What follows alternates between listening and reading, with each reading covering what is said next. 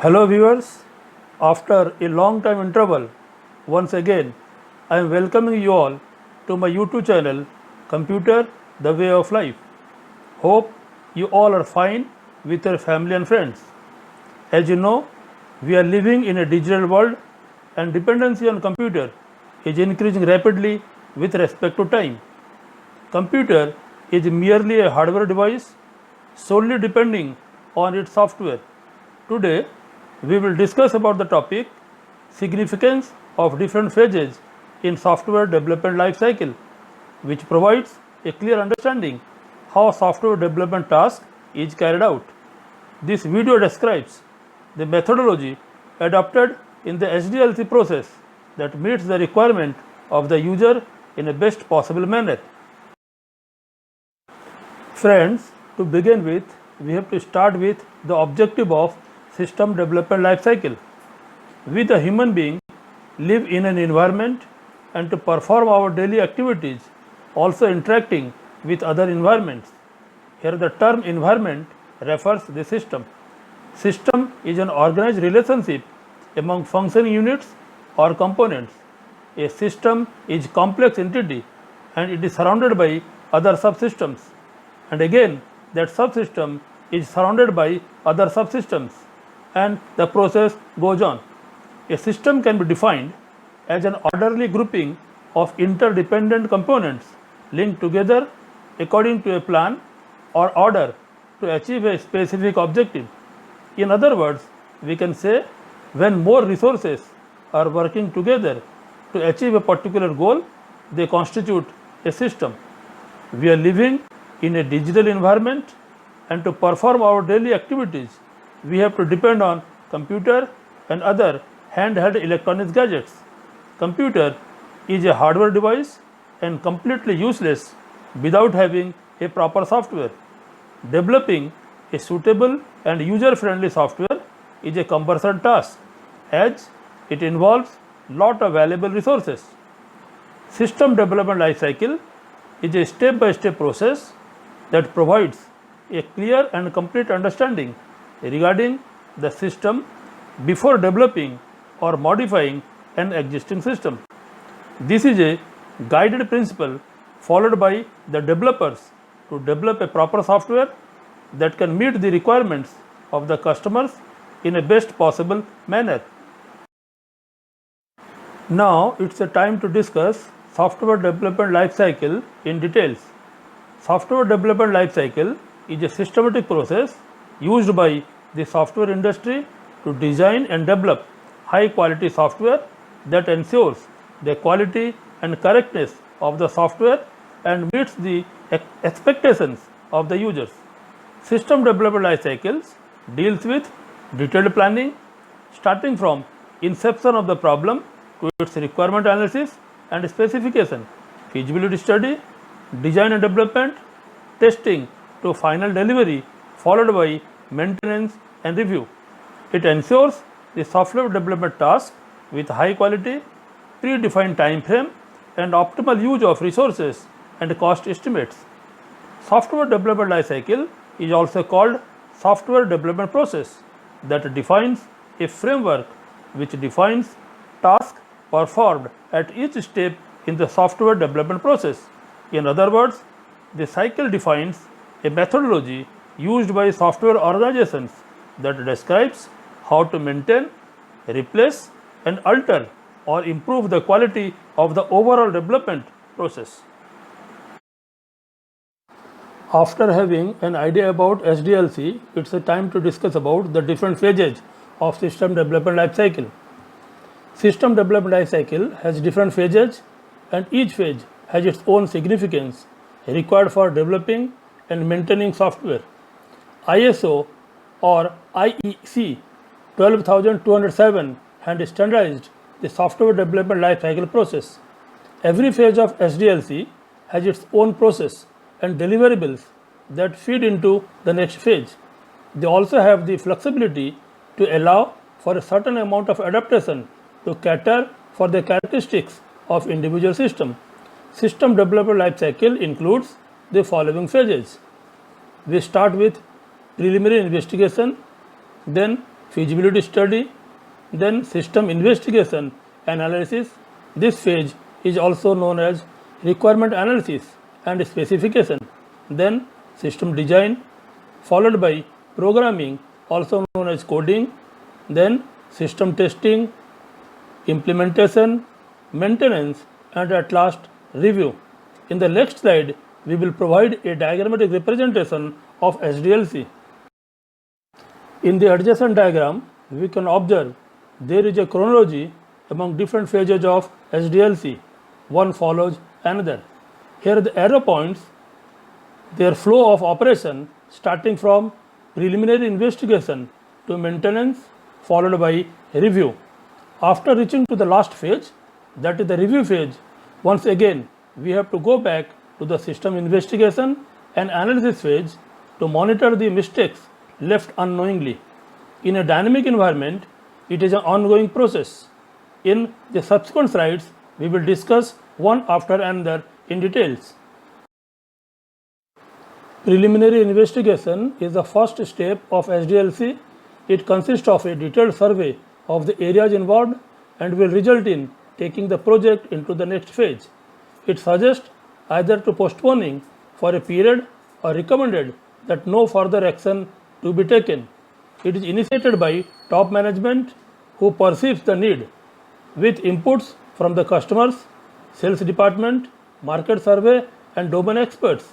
Because of change or expected changes in the environment, limitations or failure of existing system, or the awareness of technological advancement relating to the particular area involved in particular system which other competitors are developing. Next phase is a feasibility study. At this stage, the data collected during preliminary investigation phase is examined and the likelihood of the system is analyzed whether the proposed system will be beneficial for the organization and practicable to implement. Feasibility study is taking place on 4 areas and they all are equally important, such as technical feasibility, operational feasibility, political feasibility and economic feasibility. First, technical feasibility. It involves determining whether or not a system can actually be constructed to solve the existing problem. Technical issues that rose during the feasibility study are: does the existing technology can do what is suggested? Does the proposed equipment has the technical capability to hold the data requirement to use the new system? Are the technique guarantee of accuracy, reliability, EGSS and data security? Can the system be executable as and when required? Does the proposed system be user friendly and prompt to inquiry? Next, operational feasibility. It refers if the system will work when developed and installed meet the organization's requirements. It is a measure how people are able to work with the system. Issues that are relatively small and seem just minor in the beginning may lead to serial consequences at the latter part. Therefore, all operational aspects must be considered carefully. Next, political feasibility. It is the most powerful feasibility, but it is never formally included in a system study document. This involves the extent of managerial support for changes to the present system. And finally, economic feasibility. It involves the cost benefit analysis. It includes all the tangible and intangible items. It provides the basis for determining which system are most worthy of considerations. Next phase is a system investigation and analysis. After feasibility study, we get a formal report called feasibility report or system study report, which provides the merits and demerits of the proposed system. Once the analysis is done, the next step is to clearly define and document the product requirements and get them approved from the customer or the market analyst.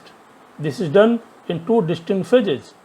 Number 1, requirement analysis and gathering, and number 2, requirement specification. At requirement analysis and gathering phase, all the relevant information regarding the proposed product are collected and analyzed to know whether all the requirements are met or omitted something unknowingly. And at the requirement specification phase, customers' requirements identified during previous phase are organized into a software requirement specification document which consists of all the product requirements to be designed and developed during the project life cycle. SRS holds three important documents: functional requirements, non-functional requirements, and goals of implementation. In case of functional requirements, it describes the different functions which are supported by the system during the development of the software. Each function is characterized as a set of inputs and processing which is required on the inputs to get the outputs. And at the non-functional requirement phase, it describes the performance requirements and the required standard to be followed. And at the goals of implementation, we just see the functional and non-functional requirements are satisfying our goal or not. Now we will discuss about system design phase. The system design provides the details that how a system will meet the requirements identified during system investigation and analysis phase. It is also referred as logical design, which is concerned with the computer-oriented design of the system. At this stage, we are concerned with the details of input and outputs, processing required, and the way in which the system will operate on day-to-day basis. This is a blueprint or sketch of the system when it is complete. Basing on the SRS, usually more than one design for the product is proposed and documented in a design document specification. It is reviewed by all the important stakeholders based on various parameters such as risk management, product robustness, budget and time constant, and design modularities. And finally, the best design approach is selected. After this, the system designer guides the programmer and meets the quest raised by the programmer. A typical system design contains the following: an introduction about the present system in compared to the previous phase, then a description of the system, then detailed description of input and output, then a description of the control, then detailed development and implementation timetable, and finally a backup of a plan.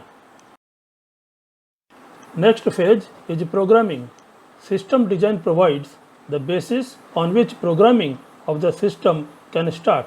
The documents give a clear description of the system, its purpose and objectives, and the relationship between them. It consists a low-level description, flowchart, and decision tables, and the structure diagram. Thereafter, the software developers are modifying this by using specific programming languages. This is also referred as coding. At this stage, the programmers are using specific programming language or sometimes taking the help of more languages to write the codes. While coding, they have to use the syntax of concerned programming language, which may vary from one programming language to another, which is recognizable by the machines. Programming is considered to be relatively easy stage in the system development life cycle. Writing programs is merely translating the pseudocode. The result of the program depends on the skill of the programmer. After programming, we have to go for testing phase. The basic objective of testing is to ensure that the system developed is able to meet the requirements of the user or fails to meet their expectations. During testing, test data is input to the system and compared with the standard result.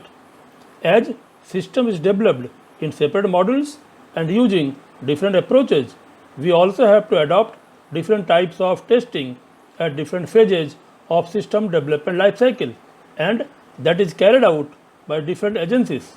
Basing on the requirements, more than 100 types of testing are suggested, but they are broadly categorized under two heads.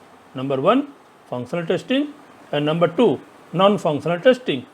Functional testing focuses on the output to check whether it is working as per the requirements of the customer or not, and ignores the internal parts.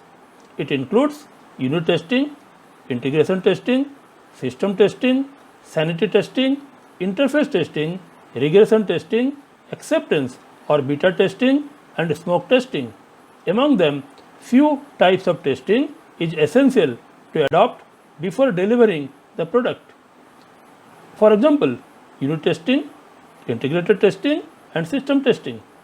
Unit testing is done to test a particular model, whereas integrated testing is carried out to verify that the interfaces among the different units are working as per the requirement or not.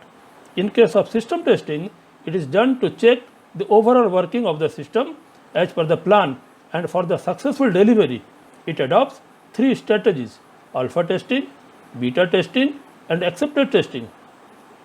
Alpha testing is done by the developers to monitor the working of system, whereas beta testing is performed by developers and also by a friendly set of customers, whereas accepted testing is done by the real customers to determine whether to accept or reject the software. In case of non-functional testing, it is done by a specialized team of the concerned organization called performance team to ensure the response time of software, that is, the application is quick enough as per the business requirement. It involves testing of non-functional requirements such as load testing, stress testing, security testing, volume testing, recovery testing, performance testing, install testing, reliability testing, usability testing, compatibility testing, and location testing. Next phase is implementation. After successful testing, it moves to the implementation phase. It is the real working phase. Implementation involves placing the complete and tested system of hardware and software into the actual working environment of the users. When technical persons checks out and put new equipment into use, train user personnel, install the new applications, and construct any file of data that needs to use it, we say it is implemented. During this, both the technical and people-oriented activities are monitored and tested. After implementation, we have to go for maintenance phase. Maintenance is the final phase of system development life cycle. This phase occurs after the project is in full operation. Maintenance of software can include software upgrades, repairs, and fixes of the software if it breaks. Software applications often need to be upgraded or integrated with new systems the customer deploys. It is often necessary to provide additional testing of the software or version upgrades. During the maintenance phase, errors or defects may exist, which would require repairs during additional testing of the software. It is observed that 60% of the total effort is given only on the maintenance phase. Maintenance is of three types: corrective maintenance, perfective maintenance, and adaptive maintenance. In case of corrective maintenance, it is carried out to correct the errors that are not discovered during development phase, whereas in case of perfective maintenance, it is carried out to improve the performance of the system, or the different functionalities are upgraded by adding new functions based on customer's review. And at the adaptive maintenance, it is required for providing the software to work in the new environment. It may require that the system is needed to work in a new environment or new operating system. After maintenance, we conduct system review. Its basic objective is to see whether the system has met the objectives set for it. It comprises a comparison of actual costs and benefits against the original estimates. A review phase also verifies the request for changes and examines the documents, control and security procedures, and backup arrangements, and monitors how the system's development process was conducted. It provides the answer for: is the system itself proper? Was the system development proper? In toto, Review determine how well the system is working, how much time the programmer and the analyst spend to develop the system, and whether the system development was concluded as per the schedule. This is the beginning of new system and it is an ongoing process. After having a detailed discussion regarding different phases of system development life cycle, we conclude that if a user is sound enough and well versed with his requirements, he can select the most appropriate SDLC model for his area of interest. He can perform cost benefit analysis and implement the most suitable model which is feasible and may be adopted by the customers to meet their requirements in a best possible manner. This will enhance the performance and efficiency of the software developed and acceptable by the common mass. With this, I remain. Hope you all have enjoyed it. Thank you for your patient hearing. Also suggest the topic of interest you want to explain me in future.